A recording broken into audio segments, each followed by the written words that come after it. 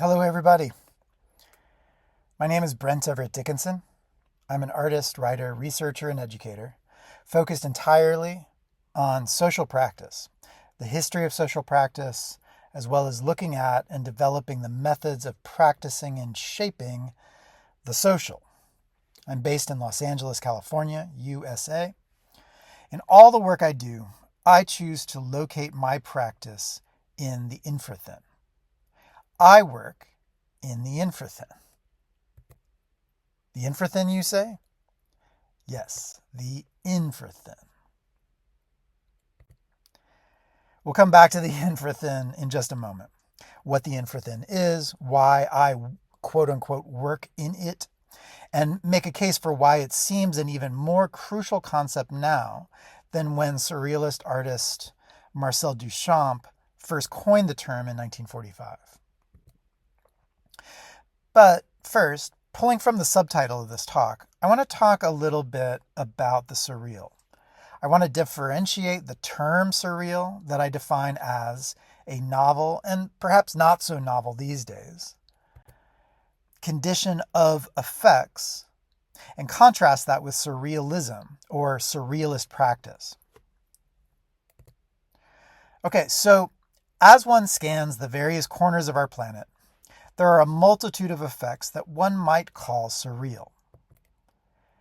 This 2020 flood of Dhaka, Bangladesh, surreal? Yeah. There's the Great Pacific Garbage Patch, a giant gyre of marine plastic debris and particles in the North Pacific. Some estimate the Great Garbage Patch at 1.6 million square kilometers, consisting of upwards of 129,000 metric tons of plastic. Surreal? I think so. Surreal.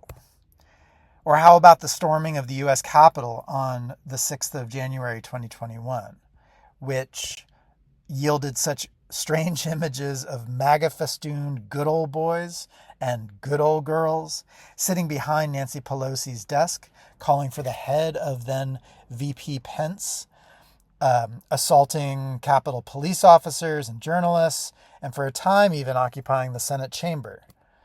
They also had a war-painted cosplaying Viking among their ranks. Surreal? You bet surreal. Or one of my favorites, the Korean Demilitarized Zone, or the DMZ, which is a 250-kilometer long and about 4-kilometer wide strip of land running across the Korean peninsula, wherein the Republic of Korea and the Democratic People's Republic of North Korea engage in various acts of soft power propaganda, including continually increasing the size of their respective flagpoles, or the loudspeaker installations operating on both sides of the DMZ. From each respective loudspeaker array come the curated sounds of each country's culture and prestige, sending sounds out across the zone to ostensibly win an argument about the triumphs of the capitalist South and the communist North. All of this to an audience basically of no one, or one might have to assume all this pageantry is expressly for the 4-kilometer wide zone of open land where no people live or are allowed to trespass. An audience of animals and trees, perhaps? I guess? Surreal? Definitely. But I would argue that when we use the term surreal to talk about these disparate examples, what we're talking about is the aesthetics of effects created by the sum of various conditions. So what we often are talking about when we use the term surreal, we're generally talking about a set of effects that are downstream from dynamics at the headwaters, right? Whether those dynamics are political forces, economic forces, or ecological forces, what we're talking about when we use the term surreal are the downstream effects produced by these headwater forces. This, I want to now contrast with surrealism. Most people, if they know anything about surrealism, only know it for its most famous and visible cultural products. Paintings of melting clocks, composite creatures made of pure paint strokes, objects of utility rendered absurdly, beautifully unusable, films of ants and vulnerable eyeballs, split identities, doubles, multiples, uncanny architecture that yield dreamlike vistas within. However, I would argue that all the works that I just showed you, similar to a flooded commute in Bangladesh or the two Koreas broadcasting propagandistic sounds out across the DMZ, are surreal effects. These works are effects that have the aesthetics of the surreal because they're downstream from a particular set of headwater forces, headwater methods.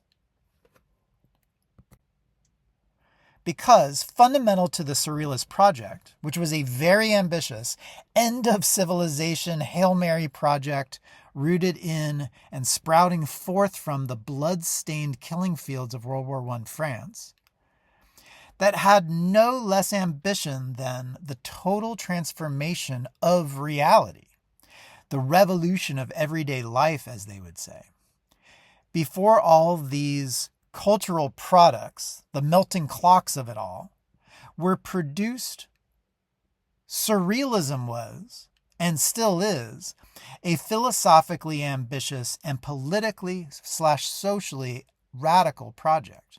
Far beyond a particular set of aesthetic effects, surrealism is a project that operates on the level of philosophical ontology, as well as offering a blueprint methodology for radical actions in the world.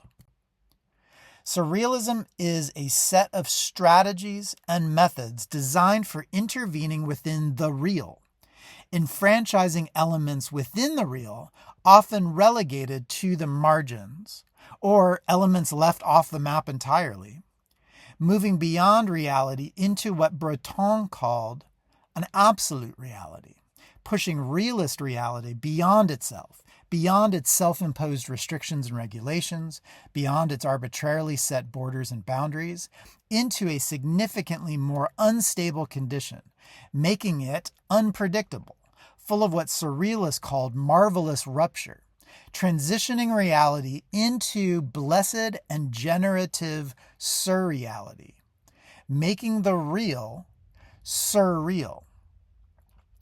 And, at least originally, this was not meant to be a program to revolutionize art making only.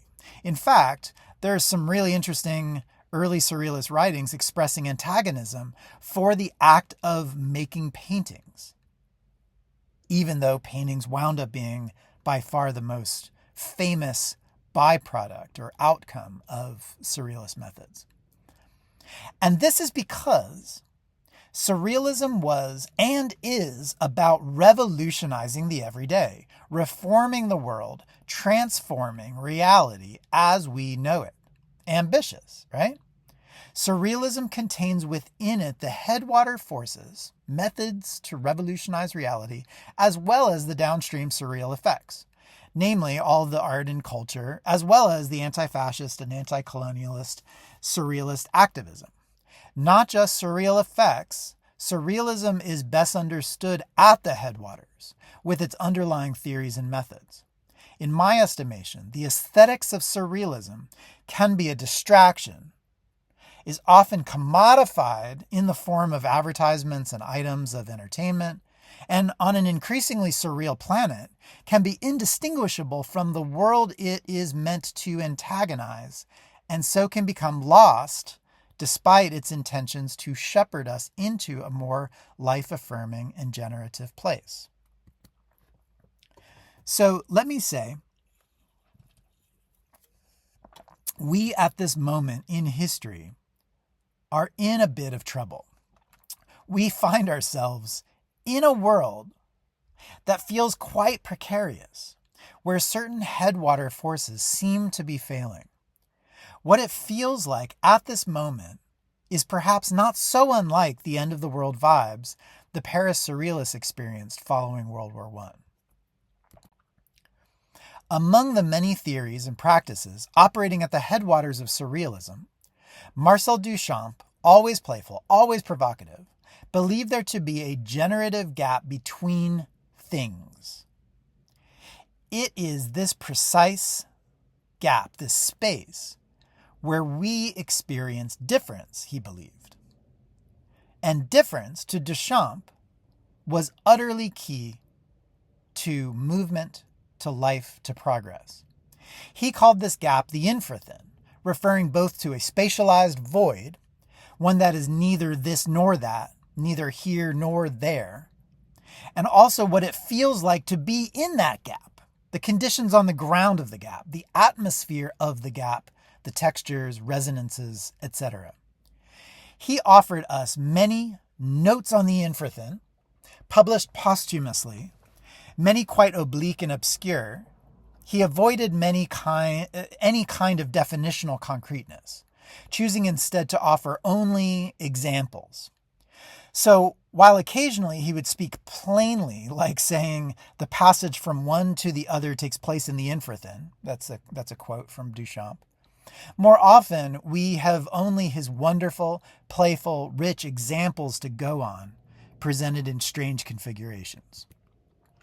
And while his examples and formulations can be confusing a bit, and even sometimes a little contradictory, what he was staking out is vital, I believe.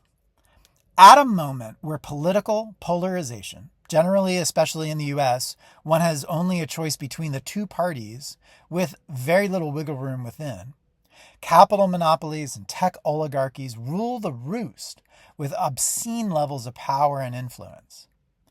What does opposition look like in the face of these seemingly immovable forces? As I said at the start of this talk, I work in the Infrathin, and I think so should you. To tell you more about that, let me tell you about the International Congress for Infrathin Studies, some of our activities, and then wrap this up. The ICIS is a multiplicity of indeterminate size and sets of actions. All of its actions, no matter the context and operation, strategically create infrathin zones in which to work through mechanisms of chance, dislocation, and decentering.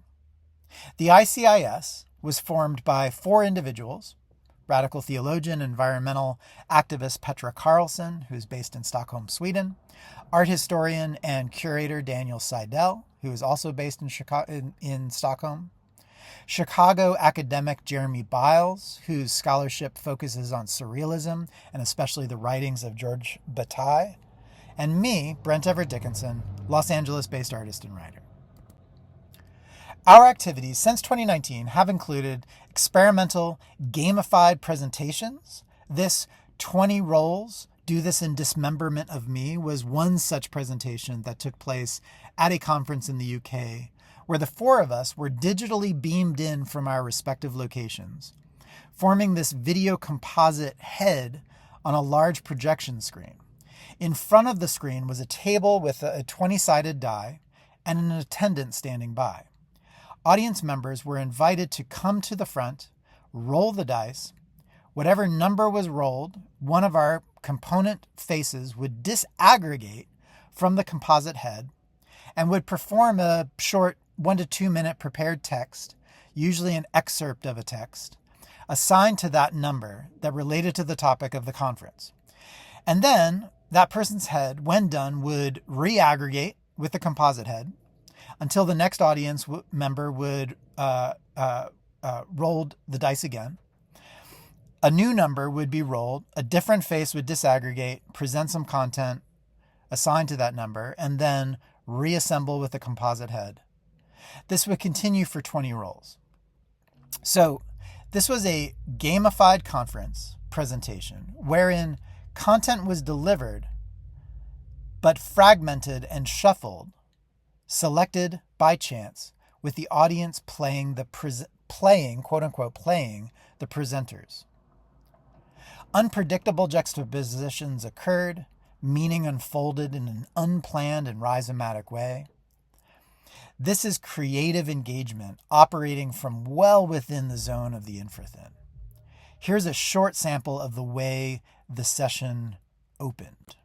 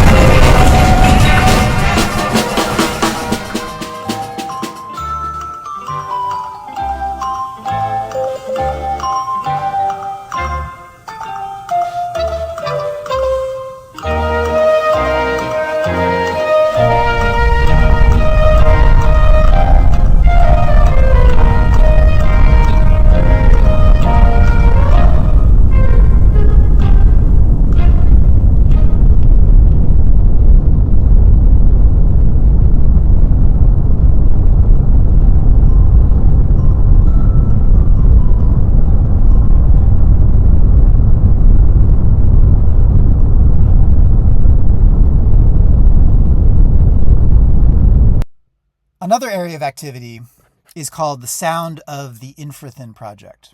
For this project, we worked with small groups, giving them a prompt and asking them to write or find a text that seems to address the prompt. They then audio record themselves reading their short text.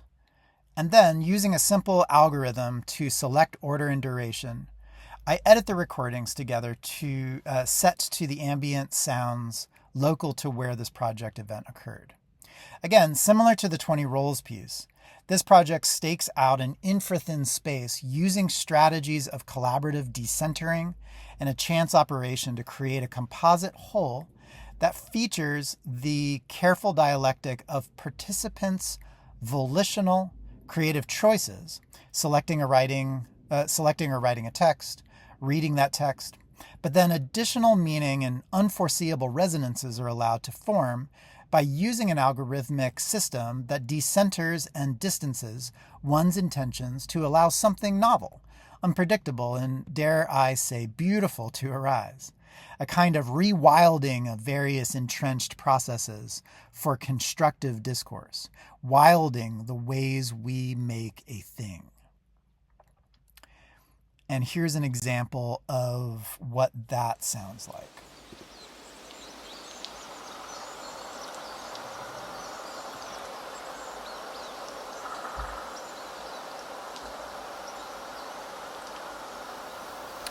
God thought that which did not exist, and by this thought brought it into being. At each moment we exist only because God consents to think us into being, although we really have no existence. At any rate, that is how we represent creation to ourselves, humanly and hence inadequately, of course. But this imaginary contains an element of truth. God alone has this power, the power to really think into being that which does not exist. Only God, present in us, can really think the human quality into the victims of affliction. Simone squeezed, can really look at them. But I want to end talking here about the Infrathin seminar. The Infrathin seminar is an ongoing monthly inverted leaderless seminar that uses images to prompt our seminar session conversation to move in unpredictable and rhizomatic directions. We do this over Zoom with a group of around 20 people joining in from around the world. Each seminar event has dual themes selected through a chance operation. Participants are invited to send in what we call artifacts, usually images or videos, sometimes images of videos, that relate somehow to one or both of the dual themes. The seminar event unfolds in 6 rounds. Each round utilizes a juxtaposition of two sent-in artifacts selected by chance from the hopper. What we attempt to do is to converse about the perceived resonances of the two juxtaposed artifacts, the infrathin space between the artifacts. The seminar encourages participants to free associate, to give themselves permission to talk about anything that comes to mind, permission to have fun, to be outrageous. We do that for the duration of each round. When a new round begins, 2 new artifacts are drawn by chance from the hopper, and the game continues. The only rule is that with each new round and its respective new set of artifacts, the conversation must keep the previous juxtaposed artifacts in mind. As the 6 rounds unfold, it is an additive process wherein we have many prompts available to shape the discourse. This is, as I said, an inverted seminar, leaderless, equal and dynamic engagement from all participants, a multiplicity of topics. This is a seminar inspired by surrealist methods, firmly situated in the infrathin, the space between where meaning develops organically, where unforeseeable encounters are premium, and multiplicity, messy construction, and even fractured and dissensus are celebrated. Its movement is not arboreal, as Deleuze would maybe say, not moving in a single direction upward from the taproot through a singular trunk to the branches, but rather its movement is rhizomatic, moving in many directions all at once. The Infrathin seminar is a generator of multiplicity. This is the poster from our last session before our summer recess. And lastly, I want to invite folks to join us for our fall seminar season kickoff on the 22nd of September. This is the poster for our fall 2025 seminar season. For more information on anything that I just spoke about, including joining us for our upcoming fall seminar season kickoff on the 22nd of September, please email us and we'll send you all the info you need to participate. The dual themes for the 22nd are angels, virus. Feel free to pause this video and take down our email address. Over the many years since the Korean War, the swath of land between the two highly militarized and propagandized borders of South and North Korea, the demilitarized zone has rewilded in remarkable ways. Waters are clean and full of fish. Animals have returned, long thought permanently gone from the Korean peninsula. This contended zone, this infrathin, is thriving, is full of surprises. It shows us the abundance that is possible when things are allowed to grow and develop on their own, free of petty ideologies and fragile egos. A new world is possible, growing right here in the center amongst the ruins of the world that is passing away. Working in the infrathin, by utilizing surrealist practice, is how we might turn those spaces within and between into the world without. It starts small in prefigurative operations, but when infrathin spaces start to link up and expand outward, the inside or the gap between becomes the glorious and regenerated outside, the gap without. Thanks very much.